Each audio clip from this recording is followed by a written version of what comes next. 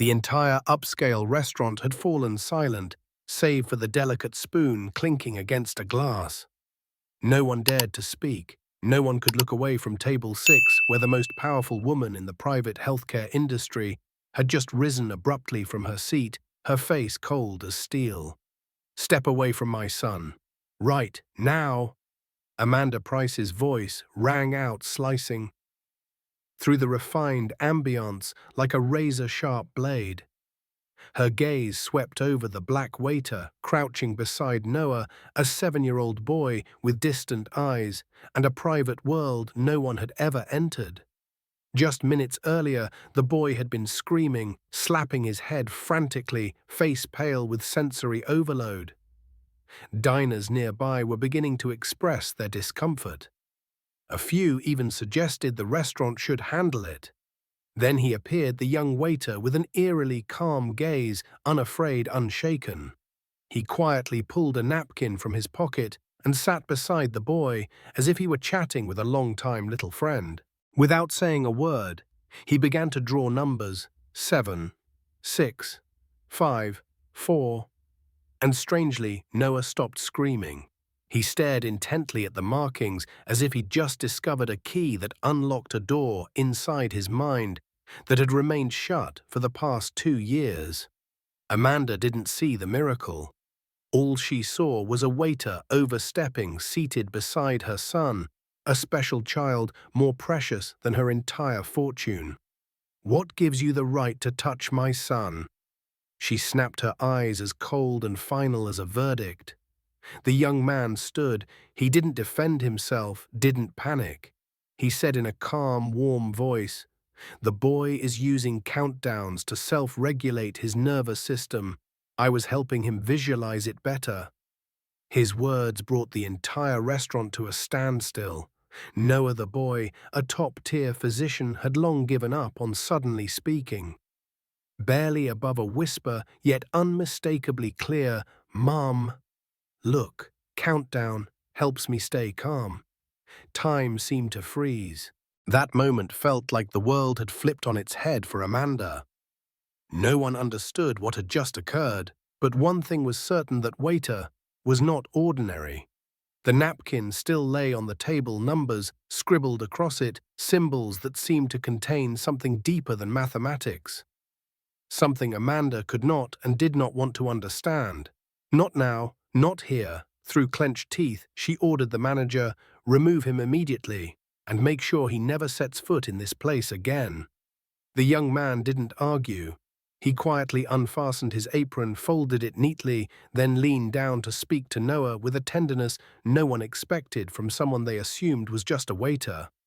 "You're a little genius. Thank you for letting me see that." Noah, still clutching the napkin, held his hand tightly. "Don't go."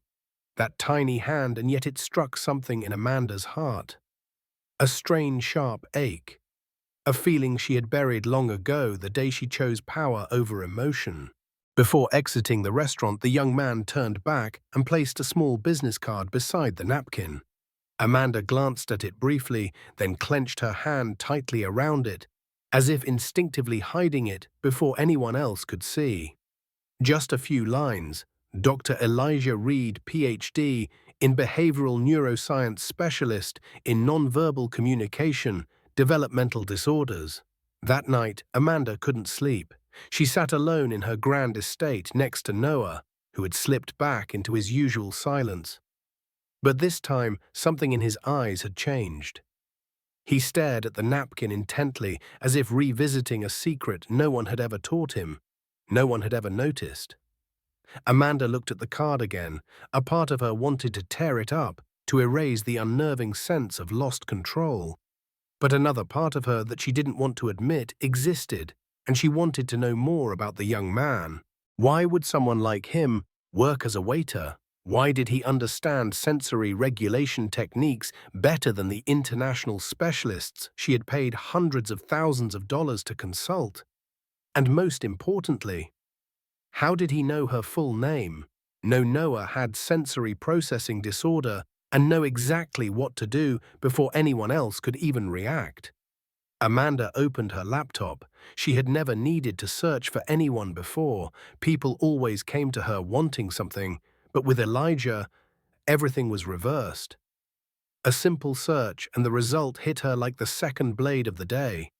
Elijah Reed, born 1999, graduated from Harvard at age 20, earned PhD from Stanford at 22, author of numerous studies on nonverbal communication in autistic children, vanished from the academic world after the death of his younger brother Caleb Reed during a clinical trial at Amanda held her breath. Neurogenesis Institute. A small line appeared below one she could never forget. CEO Amanda Price currently leads a subsidiary of PrimeGen Healthcare Group. The office window was cracked open to let in some of the night air, but Amanda still felt suffocated. On the screen in front of her was the detailed profile of Dr. Elijah Reed, a true prodigy, not some self-promoting illusion like the dozens of so-called experts she'd encountered. A genuine scholar who had once been invited to lecture at Yale, collaborated with the American Academy of Medicine, and even graced the cover of Scientific American under the title The Boy Who Listens to the Ones Who Cannot Speak. And then one day, 3 years ago, he vanished. No more articles, no more studies, no more forums. It was as if Elijah had stepped out of the academic world and dissolved into thin air. Amanda thought she was the only one who could bury her past. She was wrong. Somewhere else inside a modest apartment, cluttered with papers, diagrams, and pinned photographs, Elijah sat in front of a wall of truth, a map he had meticulously built over 3 years. At the center was an old photo of Caleb, the boy smiling in a silver-gray hoodie, his eyes almost identical to Noah's. Surrounding it were copies of contracts, board meeting transcripts, medical files, and internal investigation reports from the Neurogenesis Institute. He stared at the crimson timeline glowing on the wall. The day Caleb was admitted. The day the Echo Project treatment began. The day neurological instability set in. The day of death. Among the files, one name stood out, written in thick black ink. Funding Supervisor Amanda Price. Approval signature, Clinical Trial Phase 3. Elijah clenched his fists. He needed no further reason. His phone rang. It was Victor, manager of the Alabaster restaurant where Amanda and Noah had dined. "She's looking for you, Victor," whispered over the line. "She hired a private investigator, reached out to people in the medical field, even asked me about your employment records." Elijah smirked, not surprised. Amanda was the type to react, not reflect, a CEO in a world where mistakes were meant to be crushed, not acknowledged. "And Noah?" Elijah asked, his voice softening. "The boy hasn't spoken since," Victor replied. "Since that night, he's just been writing the same numbers in his notebook. 7, 6, 5, 4. Like he's waiting for you to come back." Elijah sat silently. Part of him wanted to feel satisfied, to let Amanda taste the helplessness his family had once endured. Despair, fear, confusion over whether your child was alive or slowly disappearing from the inside out. But another part of him, the part that had once been a big brother, a scientist, still believed. Noah could be saved. Other children could be saved too, if the truth were finally revealed. He returned to his desk, opened a drawer, and pulled out a thick folder marked in red pen, Operation Truth. But this time he added a new line, not revenge, redemption, a small cafe on the northern outskirts of the city. No sign, no branding, just foggy windows and 2 espressos cooling by the minute. Amanda Price arrived an hour early, something she hadn't done in over 20 years of business. No assistant, no security detail. She drove herself, parked herself, chose the most secluded table in the corner by herself. Elijah arrived right on time. There was no white shirt, no tie, just a plain round-neck t-shirt, simple jeans, and a gaze that revealed a history far older than his 26 years. Before heading to the table, he pulled a photo from his pocket. It was Caleb, his younger brother, now gone. Elijah stared at the picture for a long time, as if whispering a vow, then finally walked over. "Thank you for coming." Amanda began, her voice quieter than usual. "I didn't come for you," Elijah replied without hesitation. "I came for Noah." Silence fell over them for a few seconds, like two seasoned adversaries reading each other's moves. Amanda leaned forward, elbows on the table. "You knew who I was from the beginning, didn't you?" Elijah looked at her. No anger, no judgment, just honesty, since the day neurogenesis admitted Noah, and since I applied to be a waiter at Alabaster. Coincidence? He tilted his head, smirking. "Do you believe in coincidence, Amanda? What do you want?" The question came out like a command, but Elijah didn't flinch. He sat up straight, placed his hands on the table, his gaze like a scalpel slicing straight through the part of her she'd tried hardest to avoid. "I want you to hire me as Noah's therapeutic consultant, with full authority.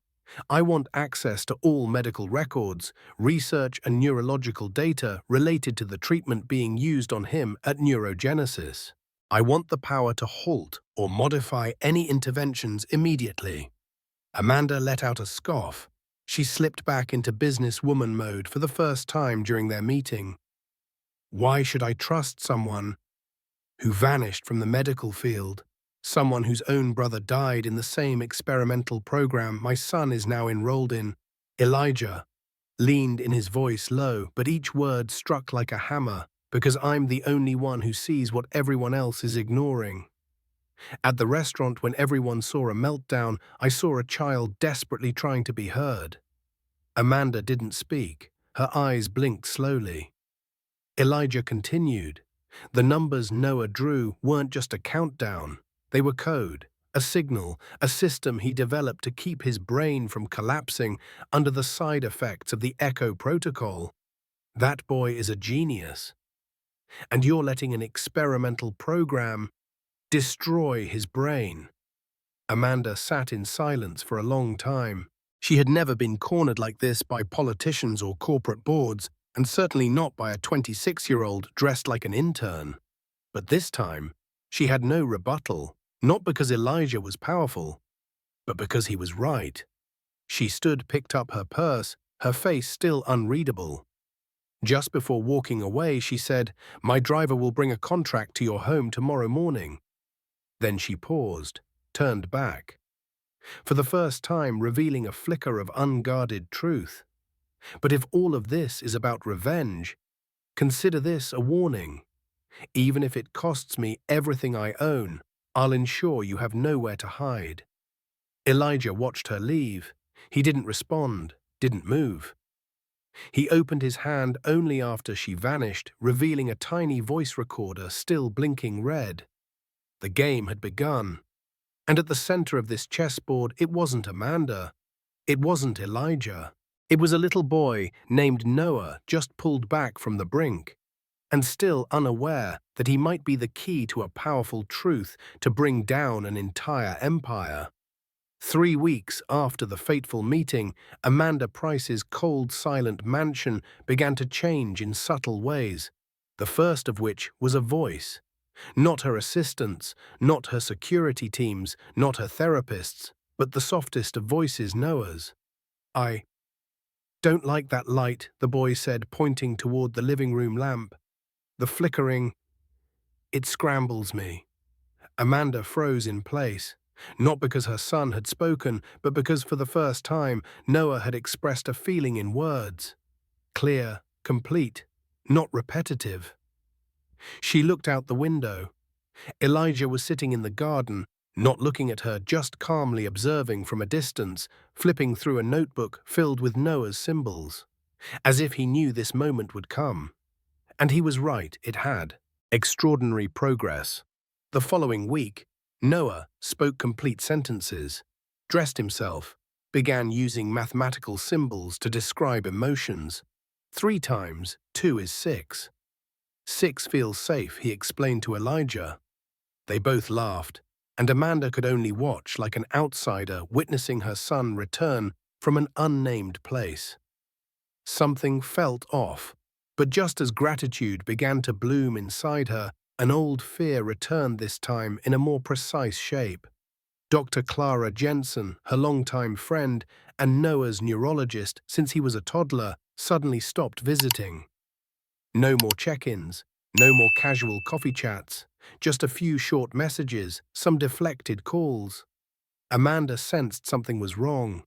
One sleepless night, she reopened Neurogenesis's internal files. A forgotten folder surfaced. She had nearly erased it from memory. Labeled Echo Trial, Phase 3. Confidential. Inside were results from Noah's current treatment. Vague reports of temporary success and, most disturbingly, a small note at the end. Early language recovery may mislead parents during the initial phase. Neurological aftershocks may appear after 12 months. Amanda felt her blood go cold. She remembered Elijah's words. He's not improving. He's surviving something we keep calling treatment. The next morning, Amanda received a call from Clara. Her friend's voice trembled with urgency. Amanda, we need to talk. Not over the phone. I've discovered something terrible about the Echo project. About Caleb Reed. Amanda asked, her heart sinking. Silence.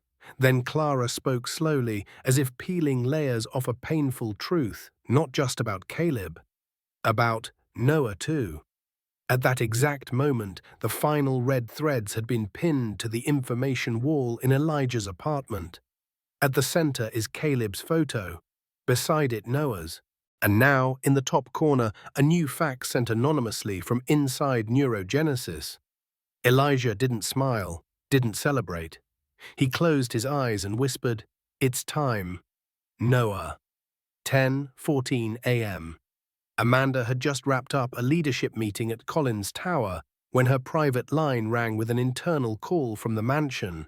It was her house manager voice, shaking. "Ma'am, Dr. Elijah is in the study with Master Noah. He's locked the door and activated the estate-wide display system. All screens are broadcasting something live." Amanda shot up. "Call security, I'm on my way." Her limousine tore through the city like a blade.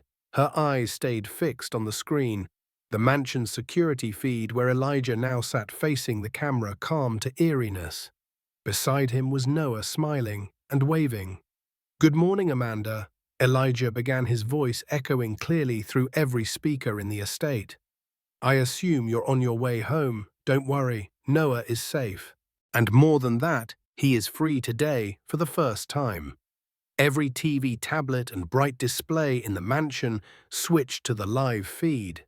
Elijah stood. Behind him, a wall covered in documents, photographs, medical data, internal emails, and clips from Neurogenesis. "I'm not just here to speak to Amanda Price. I'm speaking to everyone who believes that science doesn't need ethics, that autistic children are flaws to be fixed, that secret experiments can be buried beneath a corporate grant." The screen switched to video, blurry at first, then sharpening. A boy, Caleb Reed, is seizing on a treatment table. Doctors are rushing to inject sedatives. An internal board meeting. Yes, the side effect is motor function loss, but halting now would impact financial approval. Amanda Price's signature is required to approve the trial. Amanda arrived at the mansion's gates, but a crowd had already gathered. Patient families, reporters, and curious onlookers had swarmed as if a bomb had gone off in this elite enclave. Inside, Noah looked directly at the camera. "I'm helping Dr. Elijah save other kids because I know what it feels like not to be understood." Amanda burst through the study door. The live stream was still rolling. Elijah turned to her, not with defiance, not to shame her, but like a professor awaiting one final question from a student who had missed too many lessons. "Do you remember Project Echo?" Elijah asked. "The program you greenlit, bypassing ethical review boards and stamped as scientific innovation while it was destroying children's brains." Amanda screamed, "Shut it down." Now Elijah didn't argue. He pressed a small button. The screens went black, but outside it had all been recorded and broadcast live. Irrevocable. He stood facing Amanda no longer as a CEO, but as a mother who had just lost her grip on the game of power she once ruled. "You have two choices," Elijah said slowly. "One denies everything. Sue me, use your power to bury this. But no, all documents have been sent to the press, the Department of Health, and the Parent Advocacy Network. 2. Accept the truth. Admit fault. And use your fortune to fix this. To save other children. Not for me, for Noah." Amanda turned away, her eyes red. She said nothing, but Noah stepped forward and took her hand. "Dr. Elijah says, you didn't know everything. You were kept in the dark." His voice trembled, but every word rang like a bell. Elijah didn't interrupt. He quietly extended his hand not as a victor, but as an ally. And in that moment, amidst collapse and the storm gathering at the gates, Amanda Price had to choose: remain the cold executive, or become a birth mother who could bow her head to save her child. The door closed behind Elijah, but his words echoed in Amanda's mind like a hammer striking the cold stone of her memory. She collapsed into the leather chair in her study. The same chair where she had once signed multi-million-dollar decisions without a second thought about their consequences. But this time, the silence in the room refused to let her pretend she was still in control. Noah stood beside her, his clear eyes looking up. Not judging, not blaming, just asking in a quiet, invisible way, "Do you know what you've done, Mum?" On the table lay the old folder, its corners worn with time, but its title still sharp as a blade. Project Echo, Experimental Approval, Phase 3. Below is her signature, Amanda Price, CEO. It is swift and decisive, just like every other signature she has ever given. But now it felt like a door she had opened straight into hell. She tried to remember the day she signed that document. Still, it was just a quick meeting after lunch with some applause about accelerated language recovery and a few polished statistics on shiny slides. No one had mentioned pain. No one had mentioned Caleb. The study door burst open. Clara Jensen stepped inside, face pale, holding a small USB drive. "Amanda, I can't stay silent anymore," she said. "I accessed the internal archive. I have the original Phase 3 reports, which knew the risk of cortical damage was real, and they still proceeded. There are memos. There are signatures." Amanda snatched the USB like it was burning her fingers and plugged it into the laptop. The screen lit up internal footage images of children convulsing medical files marked irreversible neurological damage. Then the final name appeared: Noah Price, patient ID 726C. Amanda nearly vomited. "Did you know about Caleb?" Clara asked, eyes glowing with anger. "Never," Amanda whispered, but then a buried image surged into her mind like a dagger piercing her mental defenses. A long-forgotten report, a red warning line, risk level severe, require special parental consent. She had skimmed it. Or rather, she had chosen not to read it. The intercom rang again. "Mrs. Price, the media is at the gates. Someone from the Health Commission is on the line. And the company's legal team demands an official statement within 2 hours." Amanda stood. She didn't look at the screen, didn't look at Clara, didn't look at her son. She walked out into the hallway like a ghost in the mansion that had once been her fortress of power. 30 minutes later, Amanda appeared in the top-floor conference room of Collins Tower. No assistant, no PR advisor, no prepared remarks. She pulled the microphone closer and looked into the camera broadcasting live to Congress and the nation. "My name is Amanda Price, and I have failed." A ripple of gasps swept across the room like electricity. "I believed in numbers over people. I signed things I should never have signed. I let reputation and rapid growth blind me from the most basic duty of any human being, to listen to the voice of truth, even when it's quiet enough to be almost silent." She paused, took a deep breath, And the person I once dismissed, someone I judged by the color of his skin, profession, and past, saved my son. Dr. Elijah Reed didn't just save Noah. He saved the peace of my conscience I thought I had lost forever. A heavy silence followed. Then came scattered applause. Then the entire room rose to their feet. As Amanda stepped down from the podium, the camera lights still tracked her, but for the first time they no longer felt suffocating. They were bearing witness to someone being reborn. 3 years have passed since the day the truth was laid bare, the day Elijah Reed stood in the heart of a corporate empire and burned down every lie, every excuse, and every glittering number built on the silence of children who could not speak. Collins Enterprises, once a cold symbol of biotech dominance, no longer existed. Its remnants were rebuilt into a non-profit, the Regenesis Foundation, located on a serene, open campus in Northern California's valleys. There were no gilded boardrooms, no scrolling stock tickers, no shareholders. Instead, there were colorful hallways, soundproof rooms, and communication technologies developed by Dr. Elijah Reed, now the Foundation's chief science officer. He no longer wore a waiter's apron nor a white lab coat. He chose simple t-shirts and jeans just like that first day. The only thing unchanged was his gaze, calm, quiet, and utterly unyielding to lies.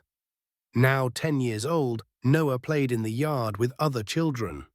He explained a new emotional coding system to 2 younger kids using colors and shapes to express mental states. No one told him to do that.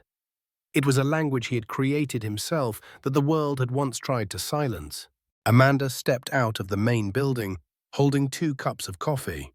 She looked at Noah, then turned toward Elijah, who was reading on a wooden bench. "No sugar." "How do you like it?" she said, placing the cup beside him. Elijah nodded, didn't look up, but the corners of his mouth curled into a rare smile.